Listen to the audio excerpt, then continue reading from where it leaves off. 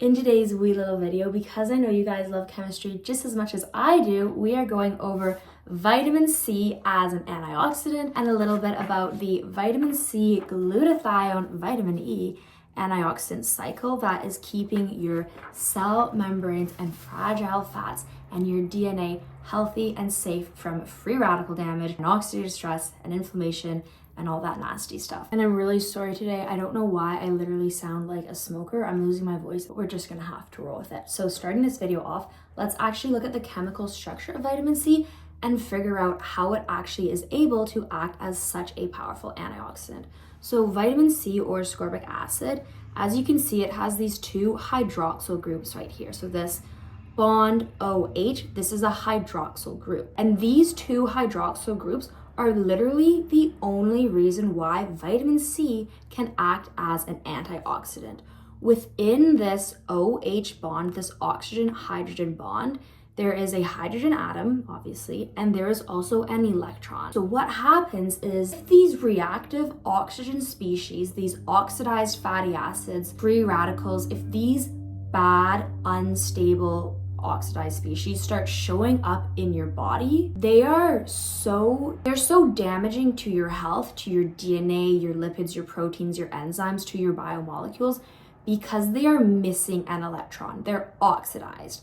And because they're missing that electron, they're highly unstable and they're highly reactive. So this oxidized species, this reactive oxygen species floating in your body from alcohol, chemical pollutants, from an overactive immune system, or from deep fried fast food, it's gonna go up to your DNA and it's gonna try to snatch an electron from your DNA, and it's gonna cause DNA damage and oxidative stress, oxidative damage. Or it's gonna go up to some protein or some enzyme or to some cell membrane, and it's gonna snatch an electron and it's gonna cause stress and inflammation. What vitamin C is doing is it's interrupting that process. Because vitamin C has these hydroxyl groups here, it is able to donate an electron to the free radical to neutralize it and make it stable. Once that free radical is stable, it's no longer chaotically rampaging around your body, doing all this destructive damage. So when vitamin C is acting as an antioxidant, this is really what it looks like. Start over here. Oops, I don't want this side.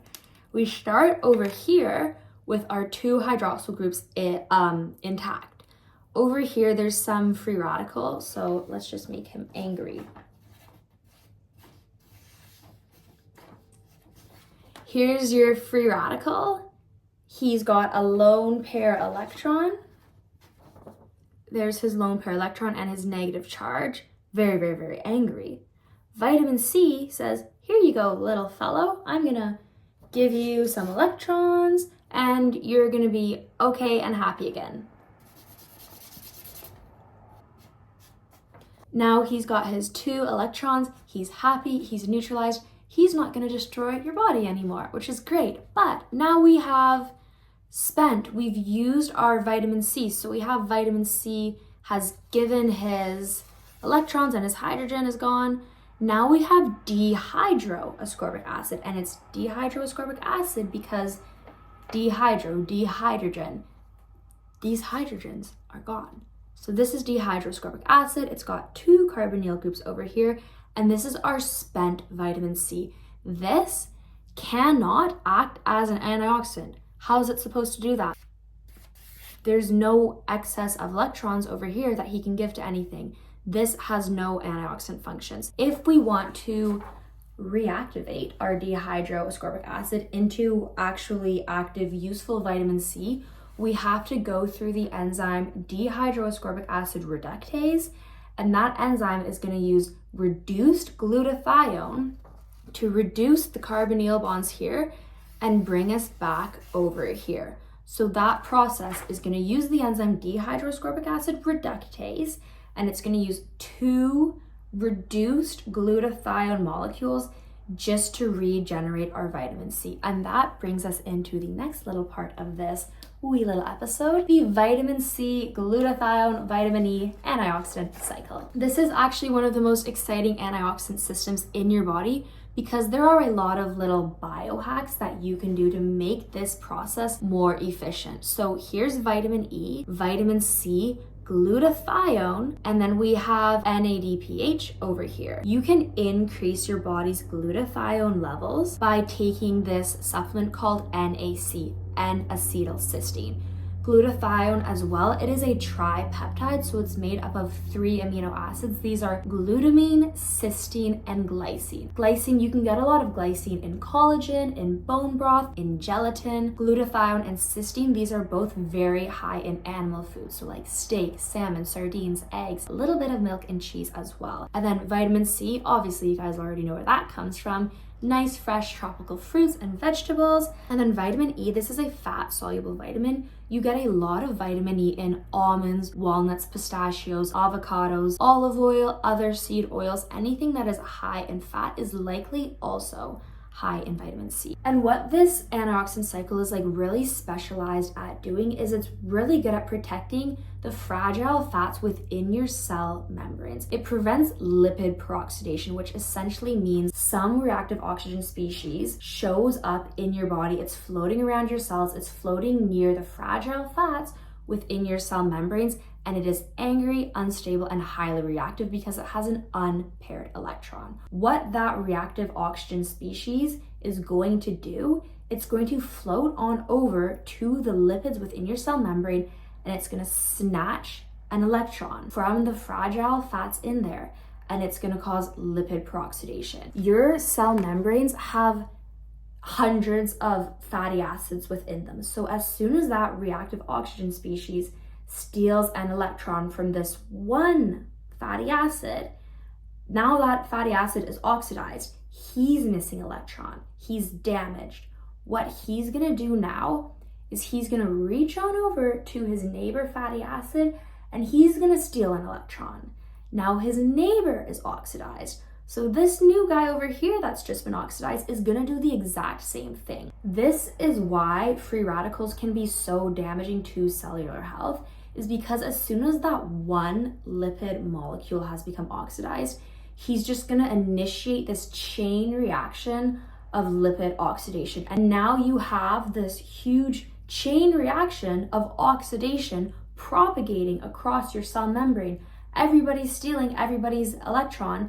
All the fatty acids are becoming damaged, they're becoming oxidized, and now your cell membrane is dysfunctional. This is bad for cellular health, bad for cellular function, and bad for cellular integrity. It's just a huge, chaotic mess of oxidative stress, and of course, this increases inflammation. So how do we prevent this huge disaster area from going off and destroying your cells? We eat healthy food, and we eat almonds and avocados and vitamin C, and of course salmon, sardines, beef, steak, all that good stuff to get your antioxidants, get your glutathione and your amino acids. So vitamin E is a fat soluble antioxidant. It's going to be sitting there in your cell membrane with all those lipids, with all those phospholipids, cholesterol, fatty acids. Vitamin E is sitting right there. As soon as some reactive oxygen species comes up and tries to zap a lipid, once it tries to cause lipid oxidation, vitamin E is going to cut that off. Vitamin E is going to stop that. It's going to act as an antioxidant, and it's going to do its antioxidation thing. It's going to block that chain reaction of lipid oxidation from going off and traveling all around the cell membrane and just like destroying everything. But once vitamin E acts as an antioxidant, we go from alpha tocopherol to alpha tocopherol radical. What we need now is we need vitamin C to regenerate vitamin E.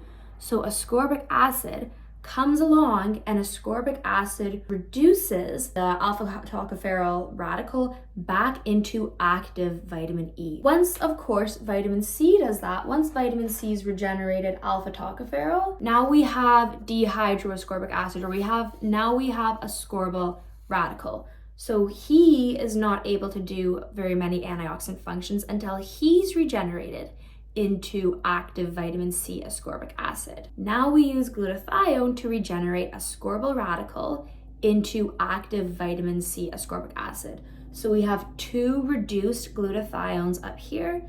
They come around over here, they reduce ascorbyl radical into active vitamin C, but now glutathione is oxidized. Glutathione can't function as an antioxidant yet because he just gave away his electrons. He's oxidized. This is now where we use NADPH to regenerate glutathione into reduced glutathione, antioxidant glutathione. Then NADP plus over here can go off and do like whatever chemical reactions he wants to do. NADPH is doing like everything in your cell. You will see him all over the place. This concludes today's wee little video on vitamin C. Make sure you guys go over to my channel and check out the other videos I have over there about starvation and ketosis. And then also I made recently a video comparing glucose in your brain versus ketones in your brain. Make sure you go over to my channel, Nutrition by Elsa, and subscribe. It helps me put more time, energy, and resources into making these videos fun and exciting for you all. And then if you want to keep learning more, you can also go to my website, nutritionbyelsa.com, where I have teeny little freebies. Okay, goodbye everybody. Have such a fun day, and let me know in the comments what you want to see a video on next. Goodbye.